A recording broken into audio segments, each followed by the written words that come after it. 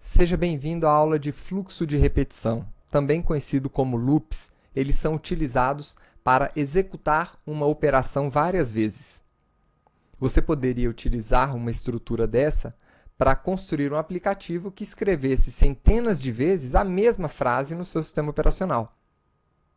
Existem algumas estruturas de loops na linguagem Java. A que vamos estudar hoje é a estrutura for. Essa estrutura é muito semelhante com a estrutura condicional if, que você já estudou. No if, você define uma condição que vai ser avaliada. Caso a avaliação seja positiva, o bloco do if é executado. Dentro do for, isso funciona de maneira semelhante. Ele é composto de 4 partes. A primeira parte, também chamada de inicialização, é onde você inicializa a sua variável que vai ser incrementada durante a repetição. A segunda parte é o que a gente chama de teste, que é representado aqui pelo i menor que 3. Enquanto esse teste for verdadeiro, então o bloco de ação é executado.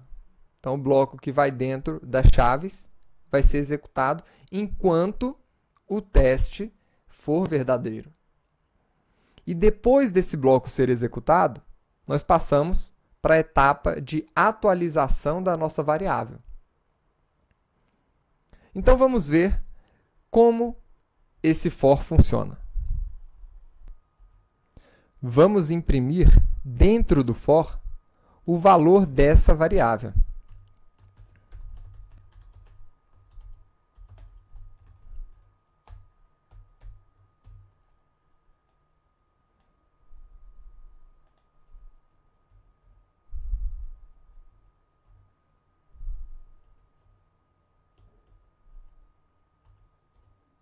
Está aí, imprimiu 0, 1 e 2. Por quê? A variável começou em 0, foi avaliada como verdadeira e foi impressa. Depois dessa linha, a atualização aconteceu e a variável passou a valer 1. Foi avaliada novamente como verdadeira, foi atualizada novamente, foi avaliada como verdadeira quando valia 2, e ao valer 3, o código já não foi mais executado, porque a avaliação retornou falso. Vamos agora incrementar um pouco mais esse exemplo do for. Vou criar aqui fora do for uma variável string. E dentro do for, eu vou incrementar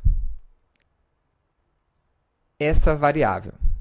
Eu vou concatenar a ela o valor antigo dela mais o valor da minha variável i.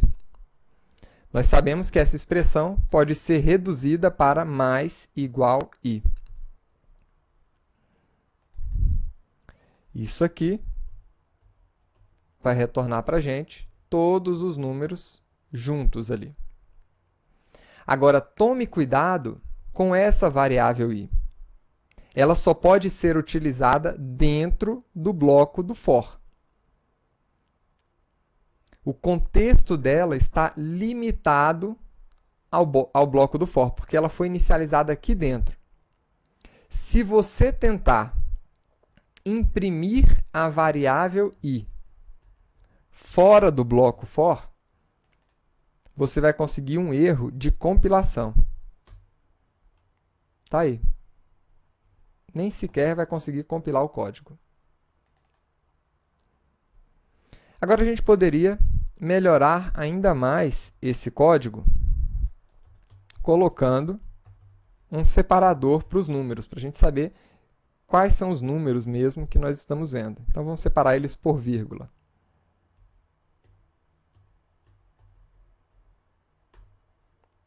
Então, tá aí os números separados por vírgula. E nós também podemos, dentro desse fluxo de repetição, decrementar a nossa variável. Então, aqui nós estamos incrementando 0, 1, 2, 3. Mas nós poderíamos, por exemplo, procurar todos os números, incrementar os números, de 10 a 0. Então, o nosso i começa com 10. Enquanto ele for maior do que 0, a gente imprime.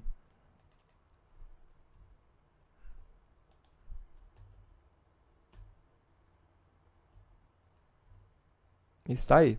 10, 9, 8, 7, 6, 5, 4, 3, 2, 1. Uma outra coisa que a gente poderia ainda fazer.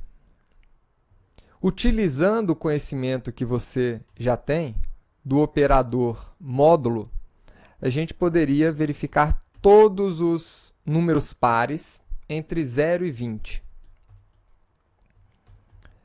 Para isso, vamos utilizar a nossa estrutura, o nosso fluxo condicional if, para verificar se o resto da divisão de i por 2 é igual a 0. Se for, então isso aqui se trata de um número par. Vamos ver aqui os números pares de 0 a 20. Tá aí. Agora tome muito cuidado com os loops infinitos. Essa sua avaliação, em algum momento, deverá retornar falso. Se por um acaso a sua avaliação sempre retornar true, então esse fluxo, esse código será executado infinitamente, até travar a sua máquina. Então tome muito cuidado com esses loops. E agora, um último exemplo.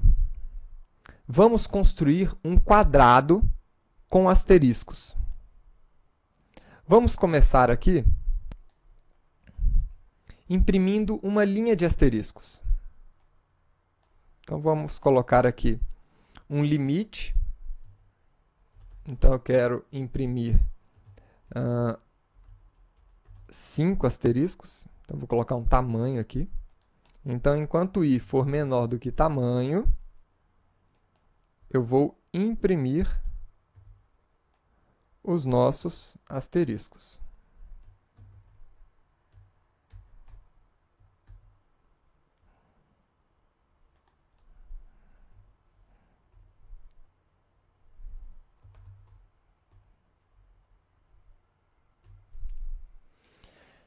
Agora vejam o seguinte. Como eu estou utilizando o método println, então ele está imprimindo cada asterisco em uma linha diferente. Vou utilizar aqui o método print, que imprime esses caracteres sempre na mesma linha.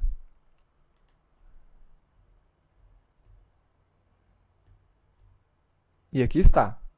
Com esse código, nós conseguimos imprimir uma linha de asteriscos. Agora, como é que nós podemos fazer um quadrado?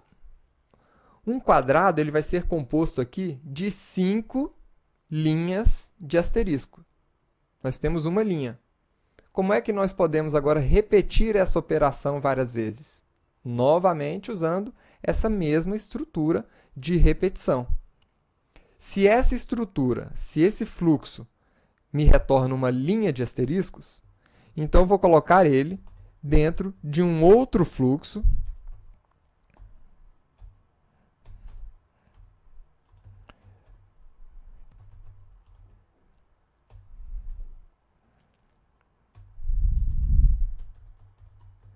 para ele ser executado também 5 vezes.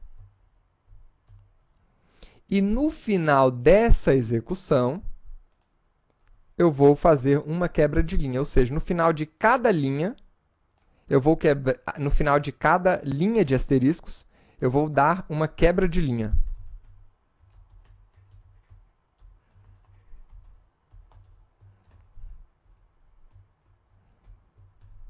Então, está aí.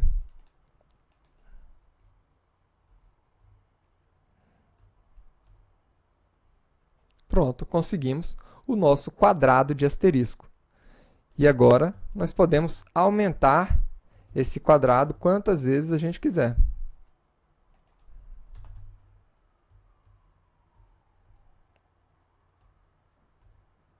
Tá aí. Espero que você tenha gostado da aula de hoje. Tome cuidado com os loops infinitos. Saiba que você pode colocar um loop dentro do outro. E vejo você na próxima aula. Até lá!